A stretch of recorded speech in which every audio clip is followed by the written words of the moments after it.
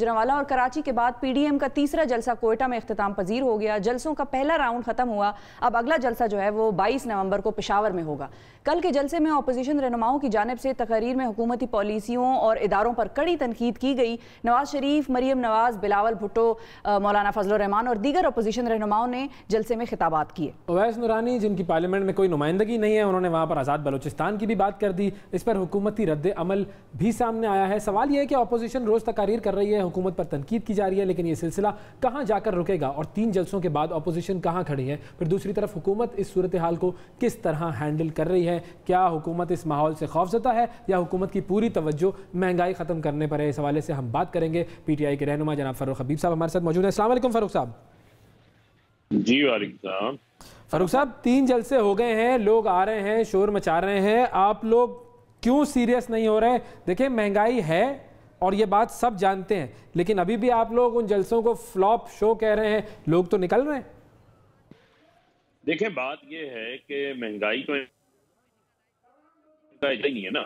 अब आप देखें कि 11 जमातें हैं, 11 जमातें मिलकर जो है वो एक सर्कस लगाने की कोशिश करती हैं, लेकिन 11 पार्टियां हैं, 11 पार्टियों के अलग अलग एजेंडे हैं।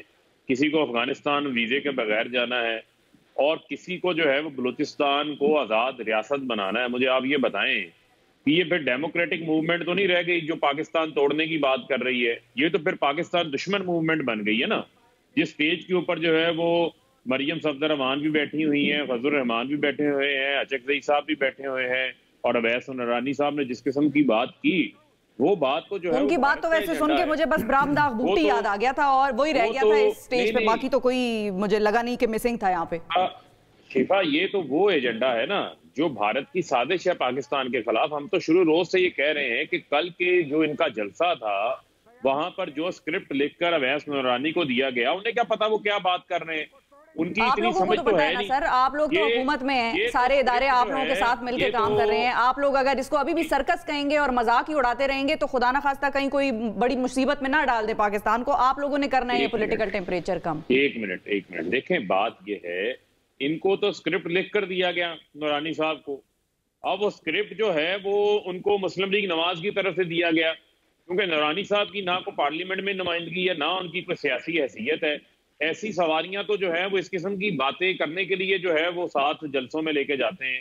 और मैं ये समझता हूं कि इस किस्म की बात करवा कर वहां पर मैं समझता हूं कि पूरे पाकिस्तान के लोगों की जो है वो दिल आजारी की गई है। लोगों ने पहले ही अपने आप को, पहले जलसे से ही लोगों ने अपने आप को इनसे डिस्टेंस कर लिया था। अब आम फारूक साहब, ये सियासी आपका जुमला है, ये सियासी जुमला है। कल उधर लोग थे, जलसा कामयाब नहीं है उनका। और मैं पहले अब आप लोग करेंगे क्या? मिसाल के तो जिस तरह की जो बातें हो रही हैं, जुमले जो हो रहे हैं इस तरह के, कभी उर्दू जबान की बात की जाती है कि वो हमारी जबान नहीं है, कभी पश्तूनों पे आ जाते हैं। बिल्कुल, मतलब इस तरह का जो नैरेटिव आ रहा है, हुकूमत क्या कर रही है? क्या उसको रोकने का कोई फार्मूला है हुकूमत के पास, या हुकूमत कह रही है ठीक है जी ये सर्कस से चलने दो? देखें, बात ये है कि अच्छा है, ये तो अपने आप को एक्सपोज कर रहे हैं ना। असल बात तो ये है कि जिन जमातों का इशू है वो है मुस्लिम लीग नवाज और पीपल्स पार्टी और फजल रहमान, जिनको पता है कि वो इक़्तिदार से बाहर हैं। और ये आप कहते हैं कहाँ खड़े हैं? ये जेल के दिहाने के ऊपर खड़े हैं। ये अपनी सर्वाइवल ऑफ फिटेस्ट की जंग लड़ने निकले हैं। ये अपनी चाहते हैं कि हमारी चोरी बच जाए, हमारे केसेस बच जाए। नवाज शरीफ जो है वो लंदन बैठे हुए हैं, वोट को इज्जत देने की बात वहां करते हैं बैठ के। कोर्ट को इज्जत किसने देनी है? कानून को, आइन को किसने इज्जत देनी है? जो उनको बुला रहे हैं कि आगे आप अदालतों में पेश हों, वो पेश होना पसंद नहीं कर रहे, वहां पर वो इलाज भी नहीं करवा रहे। वहां पर तो जो है वो 25 साल नौजवान की तरह सेहतमंद होकर बैठ गए। यहाँ पर वो आने का नाम नहीं ले रहे। तो मैं समझता हूँ कि इनके अपने एजेंडे से, इनके गुब्बारे से हवा निकल चुकी है। वो गुब्बारा कहीं दोबारा फूल ना जाए पेशावर जाके की बात है। फारूक साहब सुने, पेशावर में तो आप लोगों का स्ट्रॉन्ग फुट होल्ड है। पेशावर से ही आप लोगों की हुकूमत पे लोगों ने एतमाद किया तो पाकिस्तान में फेडरल गवर्नमेंट बनी है आप लोगों की। पेशावर में अगला जलसा होने वाला है, आप लोग तैयार हैं? ये ना वहां पे भी ये इतना ही क्राउड ले आए, उस पर आप लोग क्या कहेंगे? देखें, बात यह है कि इन जलसियों से जो है वो कोई फर्क नहीं पड़ने वाला। ये 5-6 APC इन्होंने की, इन्होंने सेनेट चेयरमैन को हटाने की कोशिश की, इन्होंने कहा फाइनेंस बिल पास ना हो, बजट ना पास हो, उसकी कोशिश इन्होंने की।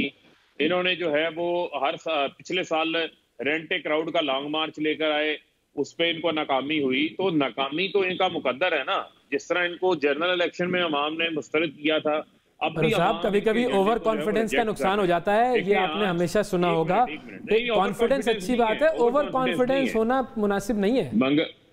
मंगलवाला साहब, ये ओवर कॉन्फिडेंस की बात नहीं है ना। अब आप सुन लें कि आज आप देखें कि हमारी मईशत जो है वो मुस्तहकम होना शुरू हो गई है। आज डॉलर फिर मजीद जो है वो कम हुआ, रुपया मुस्तहकम हुआ है। आज डॉलर 160 रुपए के ऊपर आ गया। ये आज की मैं खबर बता रहा हूँ आपको। आज आपकी सीमेंट की 40% जो है वो सेल्स बढ़ गई है, एक्सपोर्ट्स बढ़ गई हैं। लार्ज स्केल मैन्युफैक्चरिंग के अंदर इजाफा हो रहा है। अंडे वही 170 190 मिल रहे हैं जो 70 रुपए मिलते थे। मैं आ रहा हूँ, उस तरफ भी आ रहा हूँ, मैं उस तरफ भी आ रहा हूँ ना। ये दवाइयां महंगी हो गई है, उसके साथ रिफॉर्म्स है नहीं, कमीशन बने थे उनके नतीजे नहीं है। ये सब मईशत के साथ इंटरलिंक्ड है ना। मुझे जरा आपको बता लेने देना, आज फैसलाबाद की हर टेक्सटाइल फैक्ट्री के अंदर एक्सपेंशन हो रही है। बिल्कुल, ये ठीक है, बहुत शुक्रिया अदा करेंगे फ़ारूक हबीब साहब। नाजरीन, उन्होंने वक्त निकाला प्रोग्राम के लिए, और यहाँ हुकूमत को भी और अपोजिशन को भी दोनों को चौकन्ना हो के अपनी रैलियाँ या जो भी जलसे वगैरह हैं, जो भी मूवमेंट्स हैं, वो चलानी है। क्योंकि आज की एक खबर है 26 अक्टूबर की, टाइम्स ऑफ इंडिया की, जहाँ पर नेशनल सिक्योरिटी एडवाइज़र हिंदुस्तान के अजीत डोवाल साहब ये कह रहे हैं कि हम अपने सॉइल पर तो लड़ेंगे ही, लेकिन हम उनके सॉइल पर भी जाकर लड़ेंगे जो हमारी नेशनल सिक्योरिटी को ख़तरा हैं। तो ये उनका आज का स्टेटमेंट था। मैंने सोचा आप लोगों को भी दें, और हुकूमत को भी चाहिए कि ज़रा होश के नाखून ले लें, इनको जलसियाँ ना कहें और सर्कस ना कहें, क्योंकि ये सीरियस थ्रेट हो सकता है पाकिस्तान की सिक्योरिटी के हवाले से भी।